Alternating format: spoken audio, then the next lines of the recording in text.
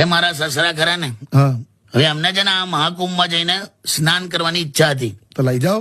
હવે ઉંમર તો જો લે, હવે એમની ઉંમર જો, એમની પરિસ્થિતિ, આર્થિક પરિસ્થિતિ નબળી છે, એમની ફિઝિકલ હેલ્થ નબળી છે.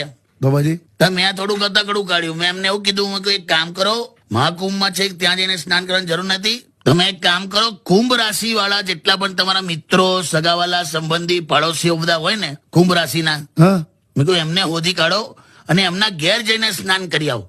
અલા ઓકે. તે એમને ગમી ગયું. તો હવે સ વાળા જેટલા છે બધાને ઓધી ઓધીને એમના ઘેર નાવા જતા રહે છે. આવું કરાય? એટલે પરિસ્થિતિ જોવાની કે નહીં, માણસની ગયડો થયેલા. તો હવે કઈ નહીં, બધાના ફોન આવે છે કે આવું કેવું તમે સમજાવી દીધું કે આ હવાર જ આવી જાય છે નાવા. હું કરું યાર. તો વાળા જેટલા છે બધા ત્યાં નવા જતા રહે છે એમ? તો પહેલેથી અમને ફરવાનો એટલો બધો શોખ છે ને. એમ? સફરજન છે અમારા. શું છે? સફરજન.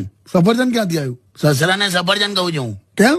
એમાં કેવું હોય, જે નિયમિત ભક્તિ કરતા હોય હા એને ભક્તજન કહેવાય ને. હા ગુણોથી ભરેલા હોય એને ગુણીજન કહેવાય. હા સુખી લોકોને સુખીજન કહેવાય. હા. એમ સતત ફર્યા જ કરતા હોય એને સફરજન એવું ના કહેવાય? અલા તમે આવું કે તમે તો યાર ખરા માણસ. અસલા ચોર ને